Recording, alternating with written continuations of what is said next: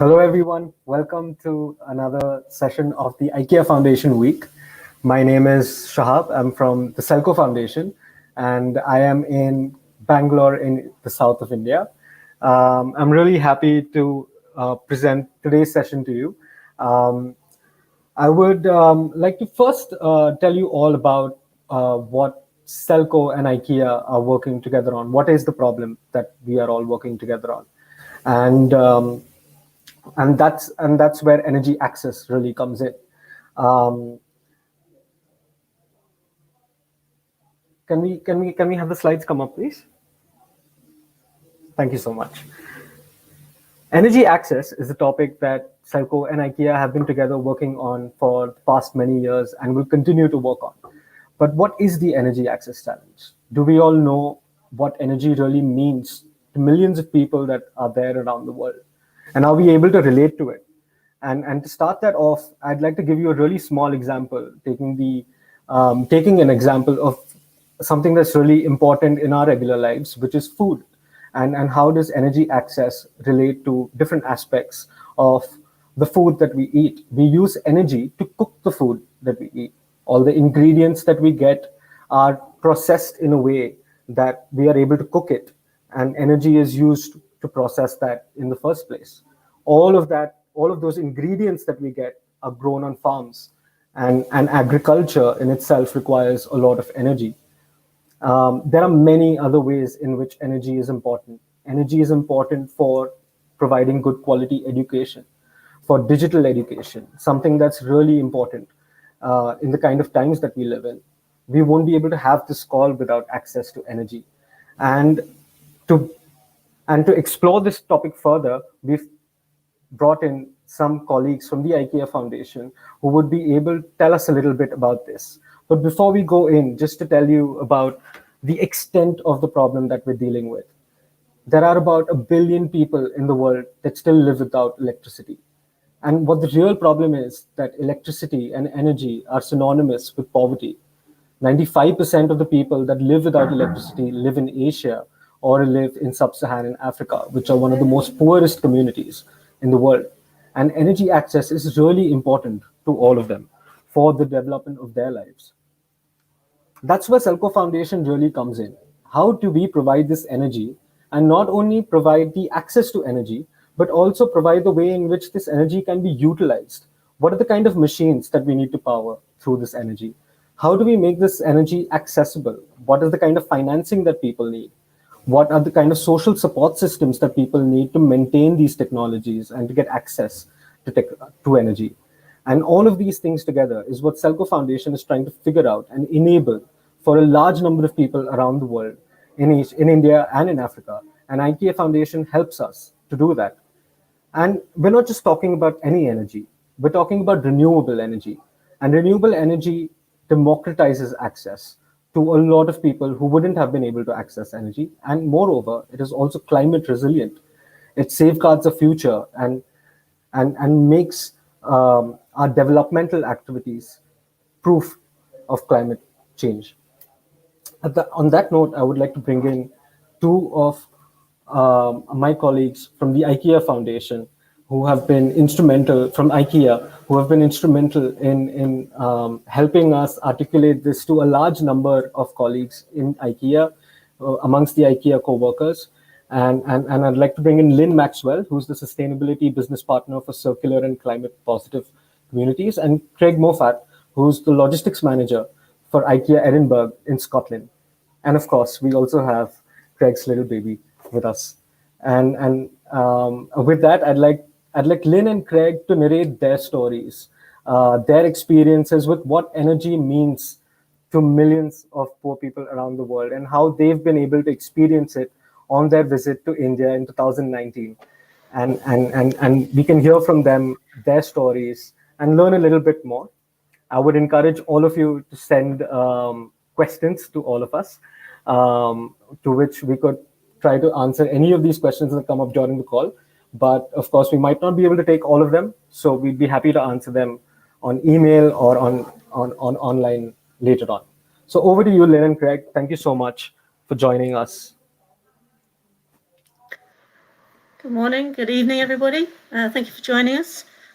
Craig and I were fortunate to go on the IWitness trip to India back in 2019. Could bring the first slide up?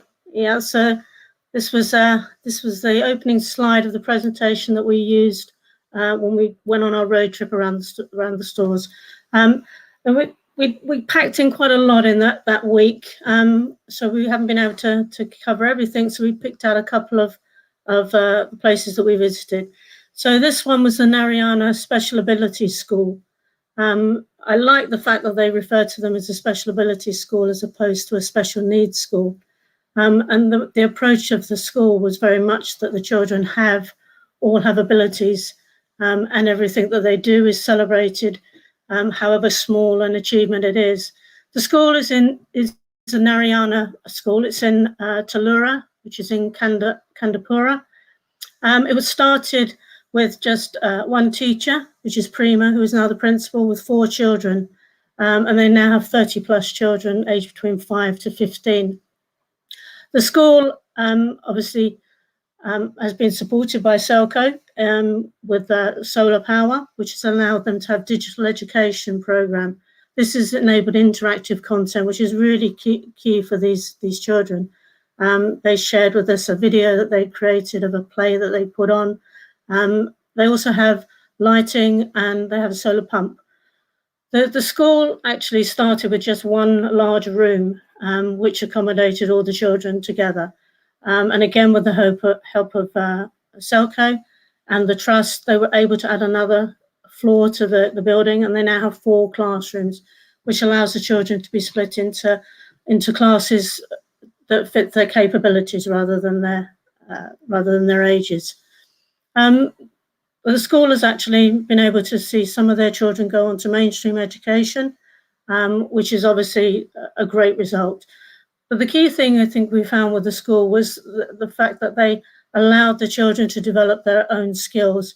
And if we go to the next slide, here we can see some of the produce that the school had produced. Now many of these things were done by Punima, who we can see in the picture here, who is a very talented seamstress. She doesn't speak and she lacks academic skills, which meant she wasn't able to secure a position as a seamstress. However, with the school's support, she's been able to produce these beautiful placemats, the flowers, and she also does a lot of work on embellishing saris. This has enabled her to have an income of her own. She's now able to sell the things that she produces. I think the thing with the school that really touched me was when I was speaking to Prima, the principal, and she describes them as teachers, mothers, and friends. And I think this really summed up the school. And I think we were really touched by how the school is really developing. They now have 4 teachers. Prima is the principal. They have 2 teaching assistants, and they have a minibus which allows the children to travel to and from the school. It was a really special day for us attending the Narayana school. But this was just one of many of the things that we did. And I think Craig's going to talk to you about one of the other areas we went to, which was the Migrant Village. Hello everyone, I'm Craig. I'm live in Edinburgh in Scotland. I really tying on from what Lynn was speaking about. And then we went to the Migrant Village project in Malakete, and the project was to demonstrate how energy efficiency can play a role in housing design from scratch. So taken from nothing to building a safe environment using renewable energy. So this community migrated from Harare and lived along the bank of the highway for 15 years. So you can pretty much see from the picture that it was very narrow, the land. It had quite a drop to the left-hand side. So if you think about the way we live at the moment with a safe environment, etc., you can see just right from the outset it wasn't that. And then if you look at the typical house or the typical shelter was a tarpaulin that was on through a bamboo frame. So there was no ventilation, no lighting. It was sticky, it was dark. You can just imagine at the moment when you think about how we live, we're in a safe environment, we've got shelter. I can go for a shower, I can have hot water at the touch of a tap, etc. This part of this made me extremely sad, being really open. The actual fact that I've came from somewhere where I feel safe, etc., and I've got light and just at the touch of a button is it really stuck with me. If we go to the next slide, so on arrival at the village, we were made to feel very welcome. It was, like I said, it was very overwhelmed. There was music, there was dancing. The full village had came out, and then it was just so heartwarming to see everyone come out and want to see us and get to know us. And then under the Housing Migrant project, there was 13 houses that had been handed over to the villagers. So this is where SELCO Foundation, along with the support for IKEA Foundation, created this from scratch. And it consisted of a hall, kitchen, bathroom. The bathroom didn't have a toilet, and also had home lighting. So when you went into the actual proper house, it was secure, it was safe, there was lighting, there was an area for families to be together. And I think that's another big thing, is they could be together in a comfortable environment rather than the shelters they were before. And then the new homes aim to provide improved living conditions, ample amounts of light and ventilation. And when we got there, our role was actually to brighten up the houses. So we were given paint, and along with the kids and, like I say, the villagers, we got to paint the houses, which was it was fantastic. And it wasn't so much the painting houses for me, it was everyone coming together and celebrating the new houses they had. And for me, that was like really, it was a touching moment, and a bit I can always remember, because everybody was so bright and there was so much energy. And the kids were just so fascinated getting involved. The one big thing that sat with me is when I went there, I was expecting, my partner was expecting Faye. So I went across, and then I remember meeting a family that still had one of the shelters, and it was a family of 5 and had a tot that was about maybe 6 months old. And I remember looking at that tot, thinking about Faye coming along, and then if I was in that situation, and it was super tough. But to know that through SELCO Foundation, IKEA Foundation, that they were going to have a house soon, it gave me such a fulfilment to know that. If we can move on to the next slide. So about the kids. So it's actually back one, sorry. So the kids were amazing. They were super happy. All they wanted to do is sing, dance, take selfies. I remember Ryan, one of the guys for the IKEA Foundation, was here, and he had one of these big cameras, and all the kids were going after the camera, wanting to see the camera.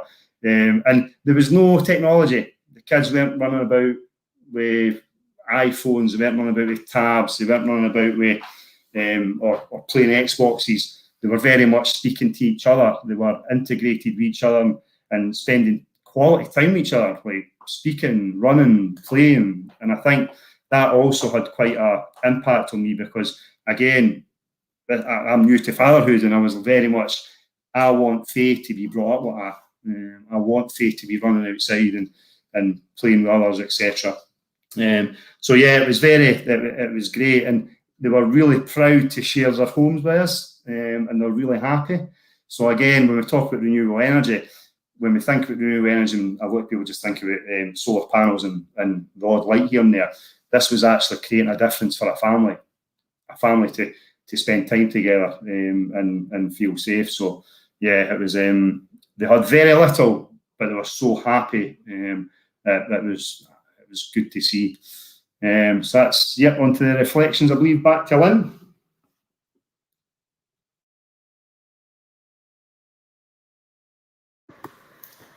Yeah, I think the key thing for me from the reflections was the children. I think that's the thing that really affected all of us. I think IKEA Foundation is very much about supporting projects that will help children, amongst others.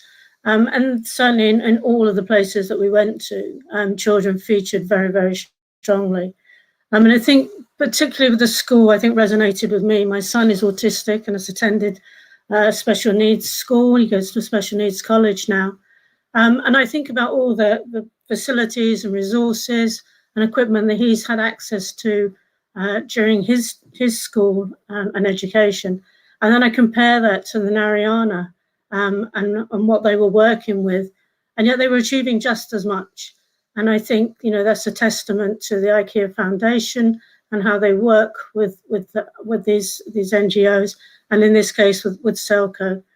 It was something that I will take with me forever, really. I came home and I opened my front door and saw all my appliances, my TV, my videos, everything that I have was there. I opened my wardrobe, it was full of clothes, and I made a decision then that I wouldn't spend anything on myself for a year because I didn't need anything.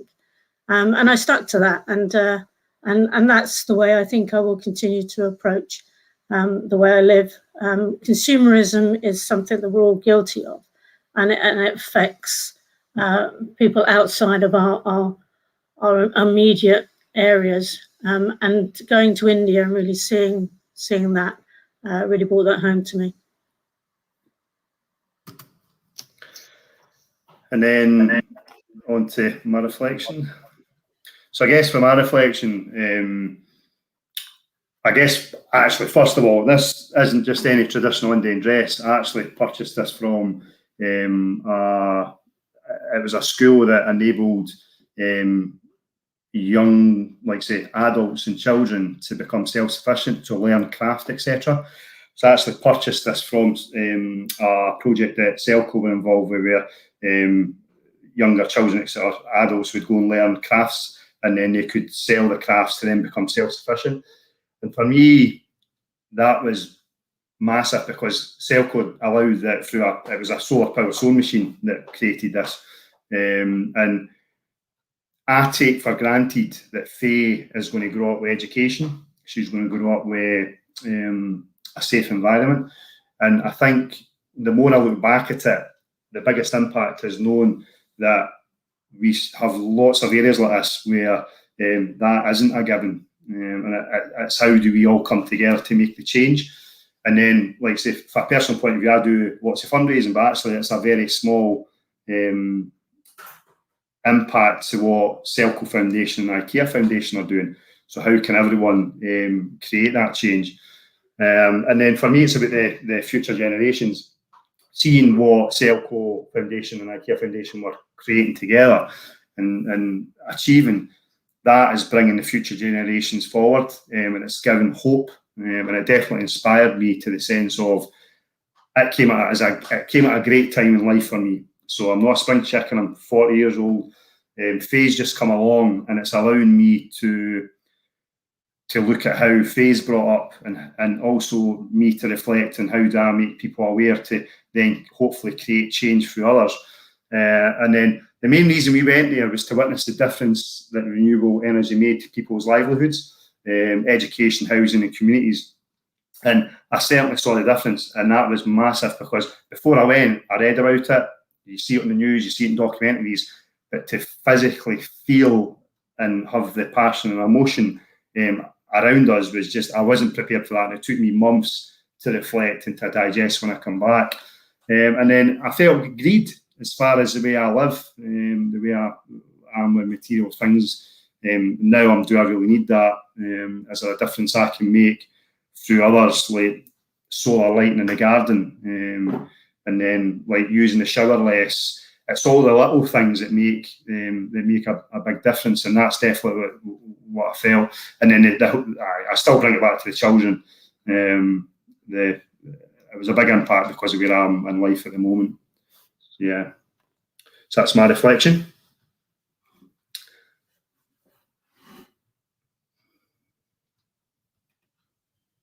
Oh, Shahab, I think you're muted.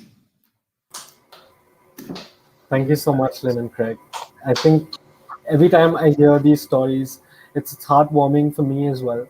And that's why the IWitness program that IKEA has is so amazing, because it helps us get an understanding of what any of this work and any of these problems mean to someone else, and we're in this day in and day out. And to hear about it from you guys, from an emotional point of view, is always refreshing, and it's always encouraging, and it's always motivating us to continue doing our work. And thank you so much again. And at that point, and on that note, I'd like to bring in a really interesting question that somebody's asked us. Anna Hellgreen has asked us, in fact. Well, she's really happy with the sharing as well, and she's asking us, or asking the two of you rather, that what was the most surprising for you? What did you not expect to see, hear, learn, and feel? And to add to that, I'd request you to maybe answer this in two ways. Something that was probably something negative that maybe left you a bit sad, or any kind of negative feeling, or and something that was positive as well, something that you didn't expect to see, hear, or learn and feel in a good way. Yeah, over to you. Thank you so much. I think when I was going out there, I'm quite an emotional person anyway, and I thought that I'd be in tears half the time seeing poverty, and actually it was complete opposite. I think what we saw was a lot of joy, and I think Craig spoke about it there, that the kids didn't have the iPad, they didn't have all of the gadgets and gizmos that our kids over here have and take for granted. They had nothing, but they were happy, and I think the sense of family and the support. And then we went to the remote villages, and you felt like it was a whole community. And I think that was something that was quite surprising, and that was something perhaps I didn't expect to see. I think the things that was sad were, I think, when we were in the capital before we actually left to start on the trip, and we walked through the city, and we saw a lot of disabled people begging, and that seemed to be very much the norm in the city. And I think that was quite distressing to see, and that maybe it was something that was organised as well, which was quite shocking, really. So I think there were really two very different, contrasting things that we took away from the trip. But the overall of the trip, and I think we've only been able to give you a snapshot here, is that the overriding joy that I think we had from the trip. And we did the presentation, and within the presentation we have some videos which you can actually go onto YouTube and see.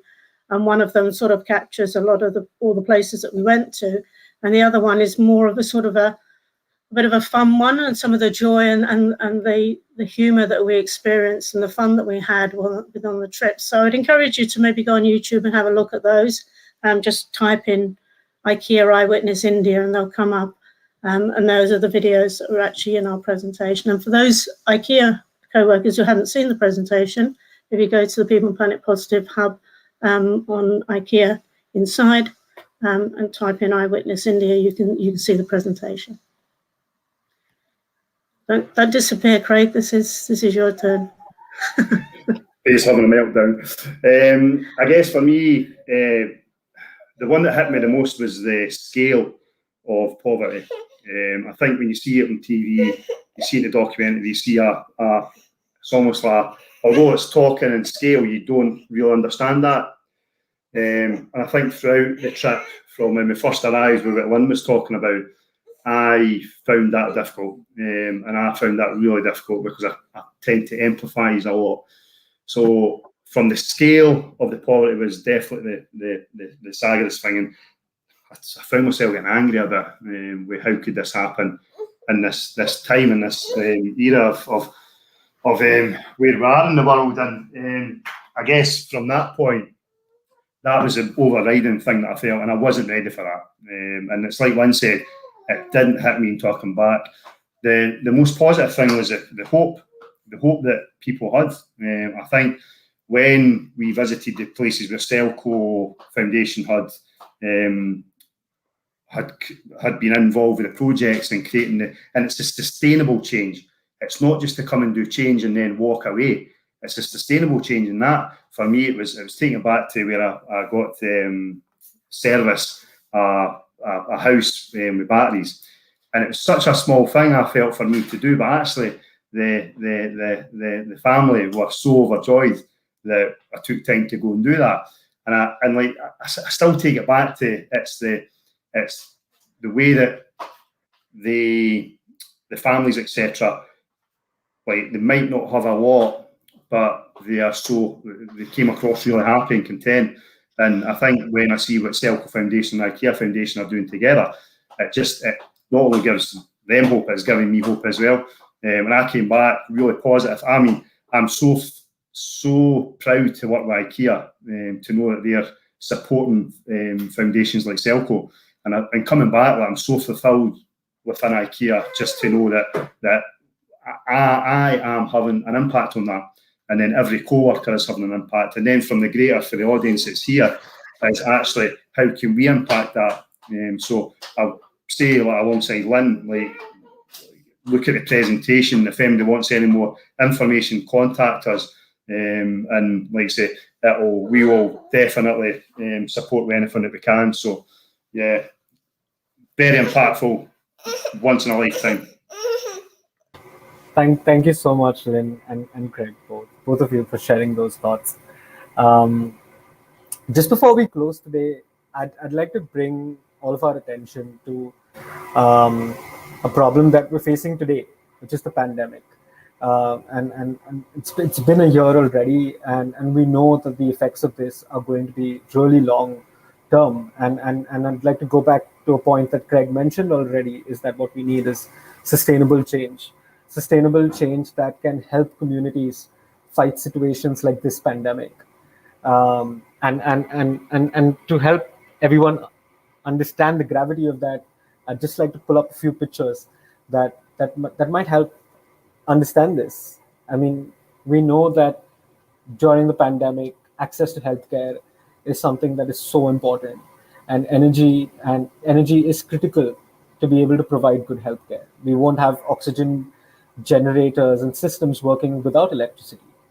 And at the same time, with a large number of lockdowns, a large number of the conventional supply chains broken, a lot of communities, farmers, agriculturists that are living in really remote areas often find it really hard to access any kind of service, any kind of productive service that helps them increase their own incomes and safeguard them against issues like the pandemic that many times happen constantly with them.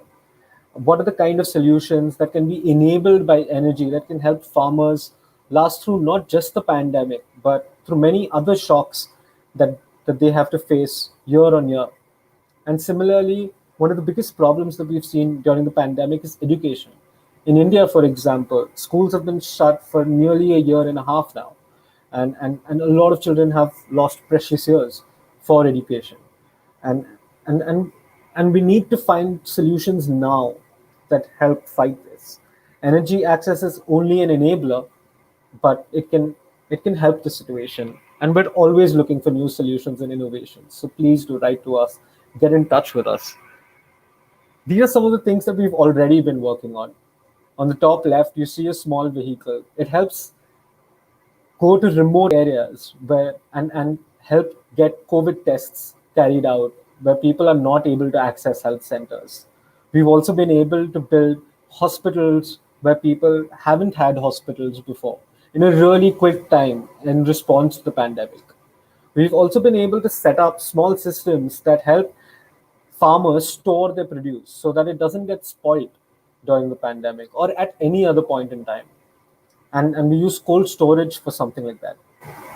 And there are many other solutions that are possible to be carried out. And on that note, maybe I'd just like to tie it all in together and say that the IKEA Foundation and SELCO, of course, are working on energy access, but we're working towards improved livelihoods, improved education, improved healthcare. And at the same time, we make sure that climate benefits are also being met. And this is not just for, so the IKEA Foundation has been able to not just support our regular work, which we do with sustainable energy and livelihoods, a lot of the work that Craig and Lynn were able to witness, but also, especially during this time, they've been able to support us with resources so that we can help a lot of the communities in India today fight this pandemic. And there aren't a lot of resources available like this, and that's why it makes it really special. And I hope that all of us are able to do justice to these resources and are able to impact as many people as possible in this time of need. Like I said, we're always looking for solutions. We're always looking for partners. And we're always looking to share our stories and learnings. So if you would like to get in touch with us, please do write to us. The email's on screen, and we'll be sure to get back to you. I think on that note, I'd like to thank Lynn and Craig once again for joining us yesterday and today, and I wish all of you a good afternoon, a good evening. We're going to have another show, another session tomorrow, where we'd be joined with another member from IKEA, from the IKEA Netherlands team, who joined us a little while after Lynn and Craig had joined us, and we'll hear her side of the story. So please do join us tomorrow. Thank you so much, everyone, for joining us, and Lynn and Craig. Thank you. Thank you, everyone. Thank Goodbye. you. Bye-bye.